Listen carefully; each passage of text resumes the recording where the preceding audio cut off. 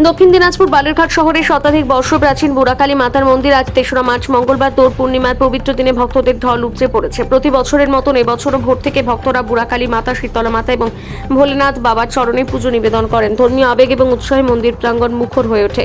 ভক্তরা আবির নিবেদন করেন বুড়াকালী মাতাকে, শীতলা মাতা এবং ভোলেনাথ বাবার মূর্তিতে আবির দিয়ে পূজা অর্চনা করেন তারা। মন্দির চত্বরে বিশেষ ভোগের ব্যবস্থা করা হয়, যেখানে ভক্তরা খিচুড়ি এবং অন্যান্য প্রসাদ গ্রহণ করেন।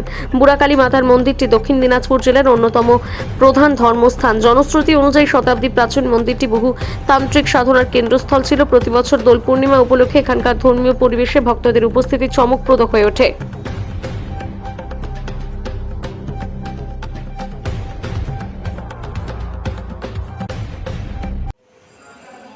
আপনারা কি প্রত্যেক বছরই বুড়া কালীবাড়িতে দোলযাত্রাতে বুড়া মাকে আবির নিবেদন করতে আসেন? হ্যাঁ, অবশ্যই প্রতি বছরই আসি, স্বামী স্ত্রীর জন্যই আসি এবং মায়ের ভালো লাগে মায়ের আশীর্বাদ নিয়ে আমাদের। মায়ের আশীর্বাদ নিই এবং মায়ের আশীর্বাদে আমরা প্রতি বছরে এরকমই হোলিতেই আসি এবং সারা বছর যতদিন থাকবো আসবো এবং সারা জীবন যেন সবাই আসে এবং আসতে পারে সেটাই আমরা চাই এবং আমরাও সারা জীবন আসবো, হোলি এভাবেই কাটাবো। আপনার নাম? উৎপল দাস।